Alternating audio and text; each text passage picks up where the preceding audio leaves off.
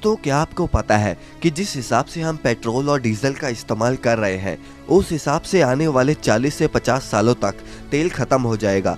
आज के टाइम पर ईरान और सऊदी अरब जैसे देश ही अमीर हैं, क्योंकि दुनिया में सबसे ज्यादा ऑयल रिसोर्सेज इन देशों के पास ही है। और इन देशों का एक संगठन होता है जिसे ओपेक कहा जाता है, और ये वही देश हैं जो तेल की कीमतों को डिसाइड करते हैं। और दोस्तों, जो पेट्रोल 2010 में 52 रुपयों का बिकता था, आज वो पेट्रोल 100 रुपए की कीमत भी पार कर चुका है। अब अगर ऐसा ही रहा तो आने वाले टाइम पर हमें पेट्रोल लोन लेकर ही लेना पड़ेगा। लेकिन दोस्तों, क्या आपने कभी ये सोचा है कि आखिर पेट्रोल और डीजल कैसे बनाए जाते हैं और ये इतने महंगे क्यों होते हैं?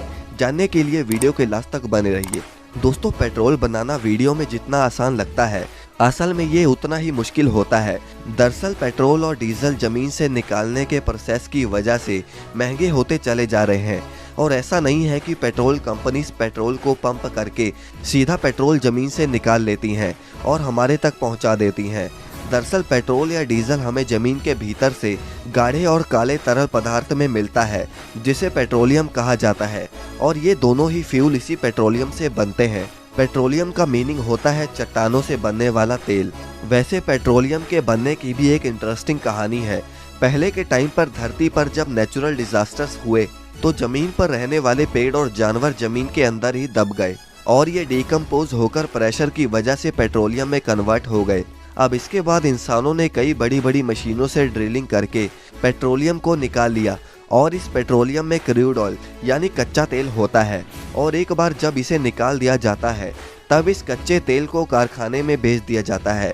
वैसे आपको बता दूं कि कच्चा तेल जमीन और समुंदर दोनों में मिलता है, और जो तेल समुंदर में होता है उसे बनाने के लिए फ्लोटिंग रिफाइनरी बनाई जाती है, और जो तेल जमीन पर होता है उसे निकालने के लिए कुएं बनाए जाते हैं। चाहे समुंदर हो या फिर जमीन, असली समय उसे निकालने के लिए इस्तेमाल होता है। और सिर्फ तेल को ढूंढने में ही कई बार सालों लग जाते हैं और अरबों रुपयों का खर्चा भी होता है। और जो तेल आप तक पहुंचाया जाता है, उसके लिए कई बड़ी बड़ी मशीनें एक जगह से दूसरी जगह तेल निकालने में लगी रहती हैं। और जब फाइनली तेल मिल जाता है तो मशीन को आसपास की चट्टानों से मजबूती से बांध दिया जाता है ताकि ये हिल डुल ना सके। और इसके बाद समुद्र में ड्रिलिंग करी जाती है, और ये ड्रिल हजारों फीट नीचे होती है। तेल मिलने पर उसे रिफाइनरी में पहुंचा दिया जाता है। रिफाइनरी में कच्चे तेल को बड़े बड़े सिलेंडर्स में गर्म किया जाता है, और फिर उसके बाद अलग अलग टेम्परेचर पर कच्चे तेल में मौजूद चीजें अलग अलग पाइप्स की मदद से निकाल ली जाती हैं। अब ये होता कैसे है? असल में पेट्रोल और डीजल अलग अलग टेम्परेचर पर मिलते हैं, और इसीलिए इसे अलग अलग टेम्परेचर पर गर्म किया जाता है। जैसे पानी का 100 डिग्री बॉइलिंग पॉइंट होता है, वैसे ही कच्चे तेल का भी बॉइलिंग पॉइंट होता है। आप इसे ऐसे समझ सकते हैं कि डीजल को पाने के लिए 260 डिग्री तक कच्चे तेल को उबालना पड़ता है, और 40 डिग्री पर हमें पेट्रोल मिलता है। दोस्तों, अब आप समझ गए होंगे कि पेट्रोल किस तरह बनता है। और एक बार जब पेट्रोल बन जाता है तो टेस्टिंग में ये देखा जाता है कि कितने ऑक्टेन का पेट्रोल बना है, और जितना ज़्यादा ऑक्टेन नंबर होता है उतना ही ज़्यादा महंगा और अच्छा तेल माना जाता है। और इसके बाद इसे टैंकर्स में भर के ट्रांसपोर्ट किया जाता है। भारत में इंडियन ऑयल और रिलायंस जैसी कंपनीज अरबों रुपए इन्वेस्ट करती हैं, और तब जाके ये पेट्रोल कहीं हमारे तक पहुंचता है। अब बात करते हैं कि ये इतना महंगा क्यों होता है।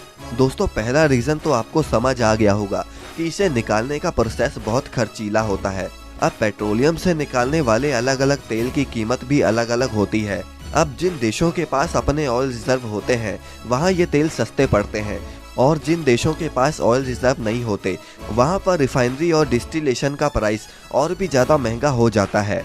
और उसके बाद भारत जैसे देशों में स्टेट और सेंट्रल गवर्नमेंट मिलकर करीब 70% टैक्स भी लगाती हैं। पेट्रोल और डीजल एक नॉन रिन्यूएबल रिसोर्सेज हैं, और इसीलिए जैसे जैसे ये इस्तेमाल हो रहे हैं वैसे वैसे ही ये ख़त्म होते चले जा रहे हैं, और इसीलिए ये महंगे होते चले जा रहे हैं। दोस्तों, आप अपने सवाल हमें कमेंट में पूछ सकते हो, और इस वीडियो से कुछ नया सीखा हो तो इसे लाइक करके चैनल को सब्सक्राइब करना ना भूलें।